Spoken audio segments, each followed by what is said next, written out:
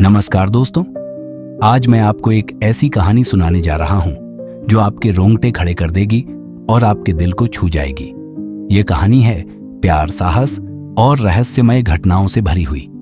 अगर आप डरावनी कहानियों के शौकीन हैं तो यह आपके लिए है। पूरी कहानी सुनने के बाद अपने विचार जरूर साझा करें। आइए शुरू करते हैं। नई शादीशुदा जोड़ा आरव और सिया अपनी शादी के बाद अपने पहले हनीमून के लिए उत्तराखंड के सुरम्य पहाड़ों की ओर निकले। दोनों ही जिंदगी की भागदौड़ से दूर कुछ सुकून भरे पल बिताना चाहते थे। आरव एक सीधा साधा लड़का था जिसे सिया से बेहद प्यार था। सिया एक खुशमिजाज और उत्साही लड़की, जंगल और प्रकृति की दीवानी थी। हनीमून के तीसरे दिन दोनों ने तय किया कि होटल से दूर जंगल के बीचों बीच एकांत में समय बिताया जाए। होटल के मैनेजर ने उन्हें चेतावनी दी कि जंगल के अंदर जाना खतरनाक हो सकता है, लेकिन सिया की जिद के आगे आरव ने हार मान ली।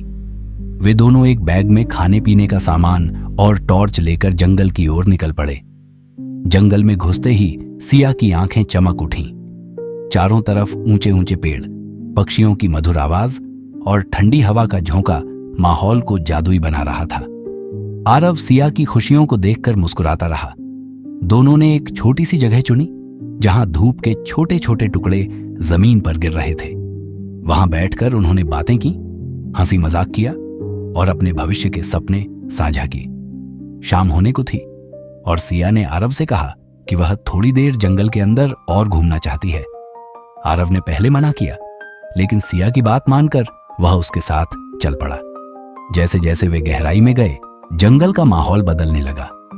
पक्षियों की आवाज धीमी पड़ने लगी और अजीब सी खामोशी ने चारों ओर डेरा डाल दिया। अचानक सिया ने एक पुरानी और टूटी फूटी कुटिया देखी। उसकी जिज्ञासा ने जोर मारा और वह कुटिया के अंदर झांकने लगी। आरव ने उसे रोकने की कोशिश की, लेकिन सिया ने कहा, क्या पता अब अंदर कुछ दिलचस्प हो। कुटिया के अंदर का दृश्य बेहद डरावना था। दीवारों पर अजीब सी तस्वीरें बनी हुई थीं और फर्श पर पुराने जले हुए दिए पड़े थे। सिया ने जैसे ही एक दिए को उठाया, वहां की हवा अचानक भारी लगने लगी। आरव ने महसूस किया कि यह जगह कुछ अजीब थी और उन्हें तुरंत वहां से निकलना चाहिए, लेकिन सिया ने उस दिए को जलाने की ठान ली। जैसे ही दिया जलाया गया, एक तेज चीख सुनाई दी। दोनों चौंककर पीछे हटे।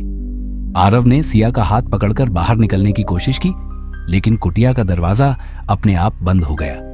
सिया का चेहरा सफेद पड़ गया और आरव खुद को बेबस महसूस करने लगा। तभी एक पुरानी और कमजोर आवाज में किसी ने कहा, तुमने मुझे जगा दिया है, अब यहां से कोई नहीं जा सकता। यह सुनते ही दोनों का खून जम गया। सिया ने रोते हुए आरव से माफी मांगी। मुझे नहीं पता था कि ऐसा होगा, लेकिन आरव ने सिया को शांत रहने के लिए कहा और दरवाजा खोलने की कोशिश करने लगा। अचानक कुटिया के एक कोने से एक बूढ़ा आदमी निकला।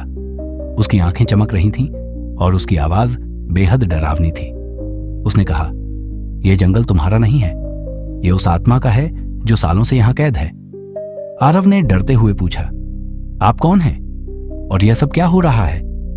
उस बूढ़े ने उन्हें बताया कि यह आत्मा एक महिला की है जो कई साल पहले यहां अपने प्रेमी के साथ आई थी।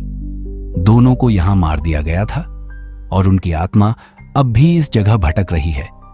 बूढ़े ने कहा कि अगर वे यहां से जाना चाहते हैं तो उन्हें आत्मा की शांति के लिए कुछ करना होगा। आरव और सिया ने बूढ़े से आत्मा के बारे में और जानने की कोशिश की। बूढ़े ने बताया कि वह महिला अपने प्रेमी के साथ शादी के लिए घर से भागी थी। दोनों ने सोचा कि यह जंगल उन्हें छिपने के लिए सुरक्षित जगह देगा, लेकिन उनके परिवारों के लोग उन्हें ढूंढते हुए यहां आए और क्रोध में उन्हें मार डाला। तब से इस महिला की आत्मा यहां भटक रही है, अपने अधूरे सपनों के लिए। आरव और सिया ने तय किया कि वे यह कोशिश करेंगे। बूढ़े ने उन्हें एक लाल धागा दिया और कहा कि यह उन्हें कुछ हद तक सुरक्षा देगा। दोनों तालाब की ओर बढ़ने लगे। रास्ते में उन्हें कई अजीब आवाजें सुनाई दी। सिया ने डरकर आरव का हाथ कसकर पकड़ लिया। कभी कभी झाड़ियों से हलचल होती और कभी हवा में अजीब साए दिखते। जैसे ही उन्होंने रास्ते के अंदरूनी हिस्से में कदम रखा, उनकी टॉर्च की रोशनी कमजोर पड़ने लगी। अचानक एक जगह ऐसा लगा जैसे पेड़ों की शाखाएं अपने आप उनकी ओर बढ़ रही हों। सिया ने कांपते हुए आरव को देखा, लेकिन उसने साहस बनाए रखने के लिए कहा, हमें सिर्फ तालाब तक पहुंचना है। तालाब तक पहुंचने में उन्हें 2 घंटे लगे। तालाब का पानी शांत था, लेकिन उसके पास की जमीन पर अजीब सी आकृतियां बनी हुई थीं। सिया ने महसूस किया कि कोई उन्हें देख रहा है। वह अपने पीछे की ओर मुड़ी, लेकिन वहां कुछ भी नहीं था।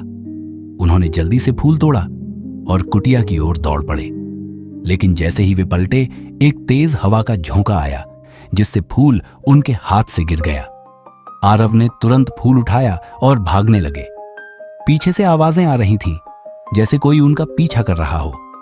जैसे ही वे कुटिया पहुंचे, आत्मा ने उन पर हमला करना शुरू कर दिया। लाल धागा उन्हें बचा रहा था, लेकिन आत्मा का गुस्सा बढ़ता जा रहा था। कुटिया के अंदर की चीजें हिलने लगीं और हवा में चीखों की आवाज गूंजने लगी। सिया ने घबराकर फूल को पकड़ लिया और आरव ने हिम्मत दिखाते हुए उसे दिए के पास रखा। उसने कहा, यह तुम्हारे लिए है, शांति से जाओ। कुछ देर तक सब कुछ शांत रहा। फिर एक तेज रोशनी हुई और आत्मा गायब हो गई। बूढ़े आदमी ने उन्हें बताया कि उन्होंने आत्मा को मुक्ति दे दी है। कुटिया का दरवाजा खुल गया और बूढ़ा आदमी भी वहां से गायब हो गया। आरव और सिया ने जल्दी से जंगल से बाहर निकलने का रास्ता ढूंढा। बाहर निकलते समय सिया बार बार पीछे मुड़कर देख रही थी, लेकिन आरव ने उसे दिलासा दिया कि अब सब कुछ ठीक है। उन्होंने रास्ते में होटल पहुंचकर चैन की सांस ली। इस घटना ने उन्हें सिखाया कि हर जगह की अपनी कहानी और अपने नियम होते हैं। सिया ने वादा किया कि वह अब कभी किसी चीज को लेकर इतनी जिद नहीं करेगी। उनका हनीमून भले ही डरावना रहा हो, लेकिन इसने उनके प्यार को और मजबूत कर दिया। आरव और सिया ने यह अनुभव कभी किसी और को नहीं बताया, लेकिन उनके रिश्ते में एक अटूट विश्वास और गहराई आ गई। दोस्तों, अगर यह कहानी आपको अच्छी लगी हो तो इसे लाइक और शेयर करना न भूलें। अपने विचार और सुझाव कमेंट बॉक्स में जरूर बताएं। हमारे चैनल को सब्सक्राइब करें ताकि आपको और भी मजेदार कहानियां सुनने को मिलें। धन्यवाद।